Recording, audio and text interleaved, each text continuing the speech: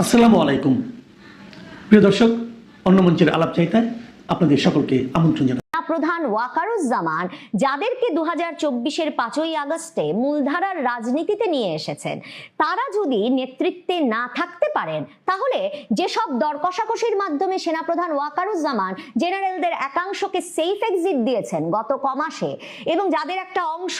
আবার শুধুমাত্র ভারতে আটকা পড়েছেন তাই নয়, ভারত থেকে এরই মধ্যে তাদের নিজ নিজ পছন্দের দেশে চলে গেছেন, এমন খবরও পাওয়া যাচ্ছে। সেনাপ্রধান ওয়াকার জানেন যে এই রাজনৈতিক ক্ষমতার পালাবদল ঘটে গেলে তার সেই সুবিধার অবসান হবে। কাজে তিনি নিজেকে কেন এমন একটা অনিরাপদ অবস্থায় ফেলবেন? বাংলাদেশে 12ই ফেব্রুয়ারি কি সত্যিই একটা নির্বাচন অনুষ্ঠিত হতে যাচ্ছে?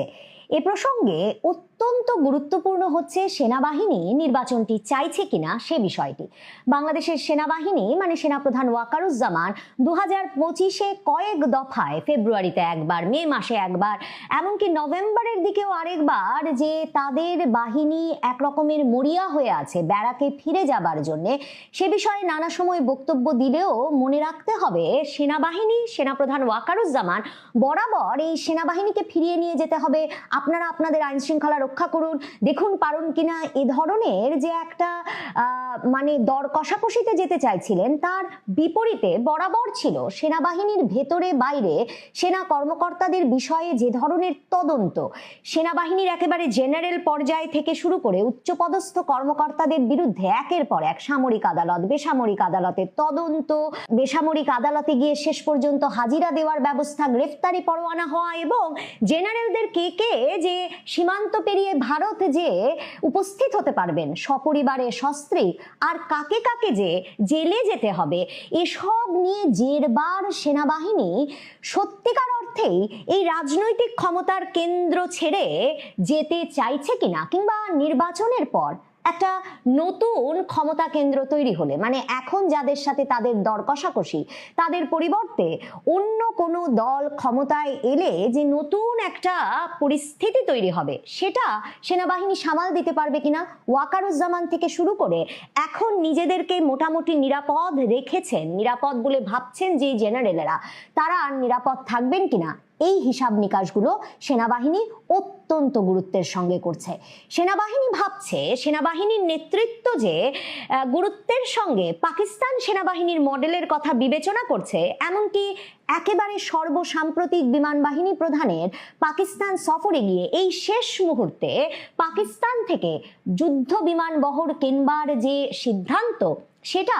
আবারও নির্দেশ করে সেদিকে যে বাংলাদেশ সেনাবাহিনী পাকিস্তান সেনাবাহিনীর মতো এমন একটা এস্টাবলিশমেন্ট হয়ে উঠতে চাইছে, যারাই কিনা বাংলাদেশের রাজনীতিটাকে পূর্ণাঙ্গভাবে নিয়ন্ত্রণ করবে। এবং রাজনীতিতে যত বেশি অস্থিতিশীলতা, সেনাবাহিনীর ভূমিকা তত বেশি। বাংলাদেশের ইতিহাসও বিবেচনা করে দেখুন, প্রতিবার হয় সেনাবাহিনী অস্থিতিশীলতা তৈরি করছে, না হলে সেনাবাহিনী একটা মুখ্য ভূমিকা পালন করছে একটা অস্থিতিশীল পরিস্থিতি তৈরি করতে, এবং তারপর ত্রাতার ভূমিকায় আসছে। এবং এর আগে বাংলাদেশে সেনাবাহিনী একরকমের মানে প্রকাশ্য ভূমিকা থেকে সরে গেছে বটে, কিন্তু এ দফায় সম্ভবত পাকিস্তান সেনাবাহিনীর সাথে ব্যাপক ঘনিষ্ঠতায় এই মডেলটা সেনাবাহিনীর সেনা নেতৃত্বের মধ্যে খুব কার্যকর একটা মডেল বলে বিবেচিত হচ্ছে, যে তারাই সামনে একটা দীর্ঘ সময় ধরে থাকবে কিনা, এবং তারাই বাংলাদেশের রাজনীতির মূল সিদ্ধান্ত গ্রহণকারী পক্ষ হয়ে উঠবে কিনা।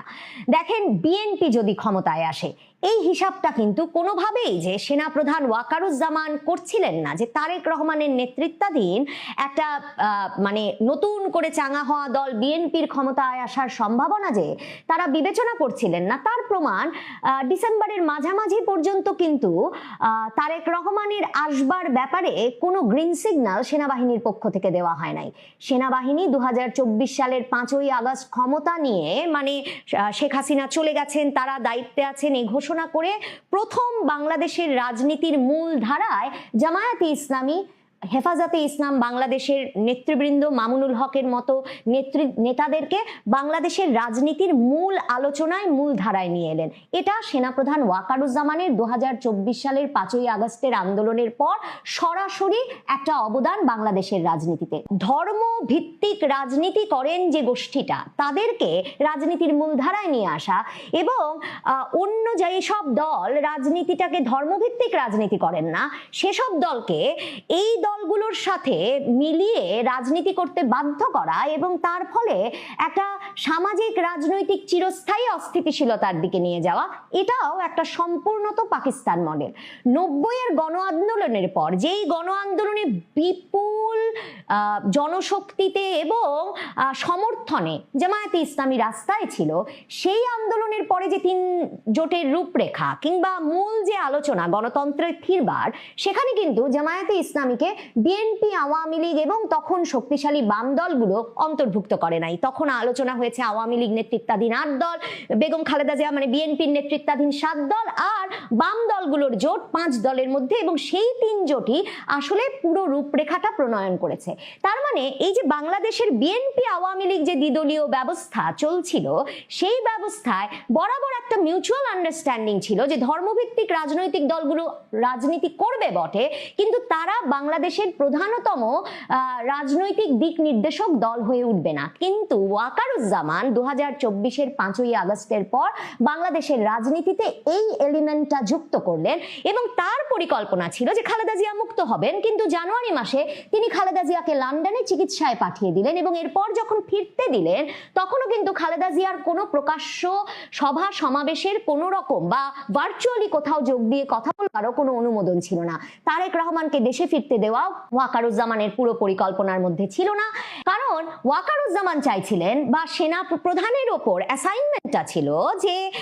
মানে এক রকমের নেতৃত্ব শূন্য, কিছুটা দিকভ্রান্ত বিএনপি এবং জামায়াতে ইসলামী সহ ছাত্রদের যে দল, সেসবের মধ্যে একটা নির্বাচন অনুষ্ঠিত হয়ে যাবে এবং তারপর সেনাবাহিনী দেখবে, পর্যবেক্ষণ করবে যে তারা কতটা স্থিতিশীলতা আনতে পারে, না হলে সেনাবাহিনী আবার একটা কোনো মডেল সাজাবে ঠিক পাকিস্তান ফর্মুলায়। দেখেন 2024-এর 5ই আগস্টের পর যে সরকার, সে সরকারে যে ছাত্ররা জায়গা পাবেন, সে সরকারের প্রধান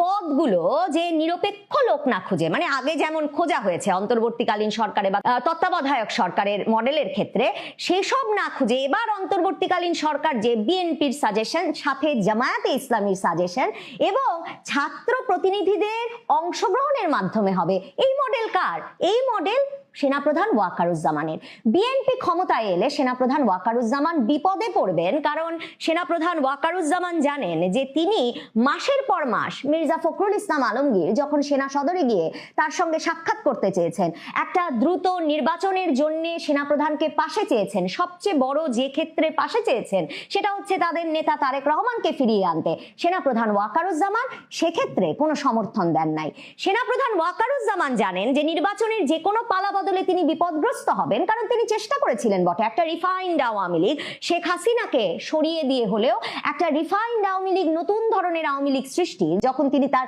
পুত্র সম হাসনাত আব্দুল্লাহ সার্জিস আলমকে সেনা সদরে ডেকে সেই প্রস্তাব দিয়েছিলেন, কিন্তু তারা সেই কথা ফাঁস করে দেওয়ার পর তিনি কিন্তু আর আওয়ামী লীগের জন্য কোনো স্পেস তৈরির তো চেষ্টা করেননি, বরং তিনি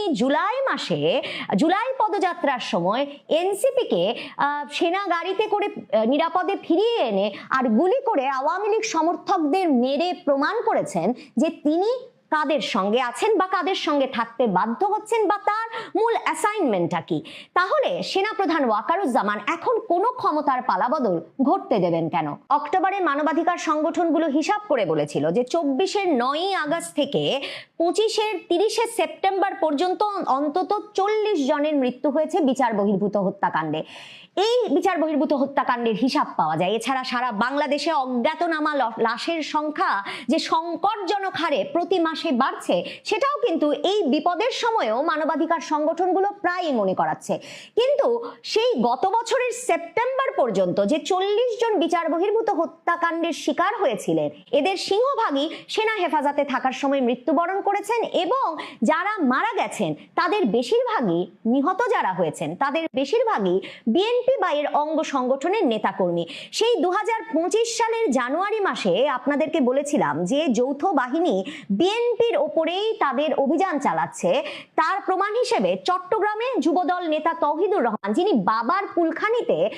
চট্টগ্রামে বাড়িতে গিয়েছিলেন, তাকে তুলে নিয়ে গিয়ে যে মৃত অবস্থায় পুলিশের হাতে তুলে দিল সেনাবাহিনী, সেই খবর প্রকাশের পর যেমন বিএনপি কোনো শক্ত অবস্থান নিয়ে সেনাবাহিনীকে সাবধান করতে পারেনি তাদের নেতাকর্মীদের উপর অত্যাচার বন্ধ করতে, এমনকি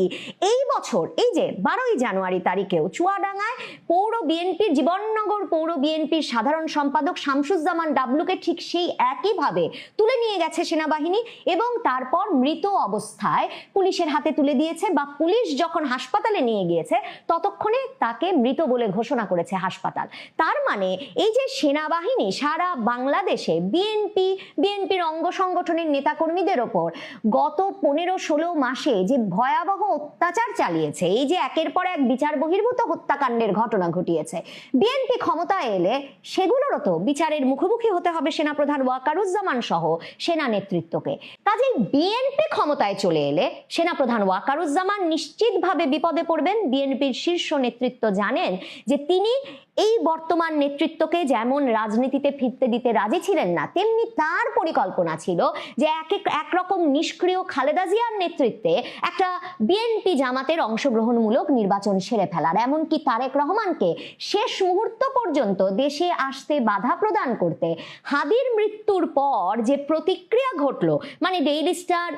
প্রথম আলোতে ঘন্টার পর ঘন্টা ভাঙচুর, অগ্নিসংযোগ, এবং তারপর সেখান থেকে ছায়ানট গিয়ে বা ধানমন্ডি 32 নম্বরে গিয়ে আবারও ভাঙচুর, অগ্নিসংযোগ, এসব ঘটনায় সেনাবাহিনী যে নিষ্ক্রিয় ভূমিকা পালন করলো, তাতেও বুঝতে বাকি থাকে না সেনাবাহিনী আসলে দেশটাকে কাদের দখলে দিয়ে দিতে চাইছে। সেনাপ্রধান ওয়াকারুজ্জামান যাদেরকে 2024-এর 5ই আগস্টে মূলধারার রাজনীতিতে নিয়ে এসেছেন, তারা যদি নেতৃত্বে না থাকতে পারেন, তাহলে যেসব দর কষাকষির মাধ্যমে সেনাপ্রধান ওয়াকারুজ্জামান জেনারেলদের একাংশকে সেফ এক্সিট দিয়েছেন গত কমাসে, এবং যাদের একটা অংশ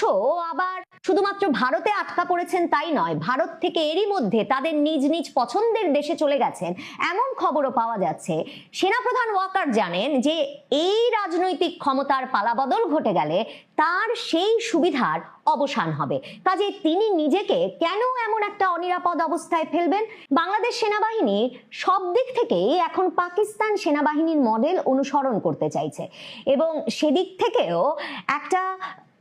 কট্টর ভারত বিরোধিতার রাজনীতি বাংলাদেশে সেনাবাহিনীকে শুধুমাত্র যে সামরিক শক্তির কারণে গুরুত্বপূর্ণ করে তোলে তাই নয়, এর ফলে সামরিক খাতে যে ধরনের বাজেট বরাদ্দ বৃদ্ধি পায়, অস্ত্র শস্ত্র যুদ্ধাস্ত্র সরঞ্জামাদি কেনার ক্ষেত্রে যে ধরনের উদ্যোগে মানে দেশকে, রাষ্ট্রকে সামিল করা যায়, সেটা সরাসরি সেনাবাহিনীকে এবং সেনা নেতৃত্বকে আর্থিকভাবে লাভবান করে। মানে সেদিক থেকেও বাংলাদেশে একটা কট্টর ভারত বিরোধিতার রাজনীতি এবং ভারতকে একটা শত্রু রাষ্ট্র গণ্য করে আগামী রাজনীতিতে বাংলাদেশের অগ্রসর হওয়া সেনাবাহিনীকে তার গুরুত্বের স্থানে অধিষ্ঠিত রাখে। সেনাবাহিনী সেদিক থেকেও ওই রাজনীতিকেই তাদের জন্য লাভজনক বলে মনে করছে। সেই পক্ষটি ক্ষমতায় না এলে সেনাবাহিনীর জন্য যে বিপদ সৃষ্টি হতে যাচ্ছে, তাতে তারা কেন নির্বাচন চাইবেন সে প্রশ্ন তোলাও জরুরি। সেনাবাহিনী নির্বাচন কমিশনে গিয়ে বারবার বলছে যে মোতায়েন করা সেনা সদস্যরা যাতে প্রিজাইডিং অফিসারের অনুমতি ছাড়াই নিজ উদ্যোগে ভোট কেন্দ্রে ঢুকতে পারেন নিজ সিদ্ধান্তে, সেই অনুমতি নির্বাচন কমিশনকে দিতে হবে। এই যে ভোট কেন্দ্রে প্রয়োজন অনুযায়ী সেনাবাহিনীর ঢুকে পড়ার অনুমোদন চাইছে সেনা নেতৃত্ব, সেটাও অত্যন্ত একটা তাৎপর্যপূর্ণ দাবি।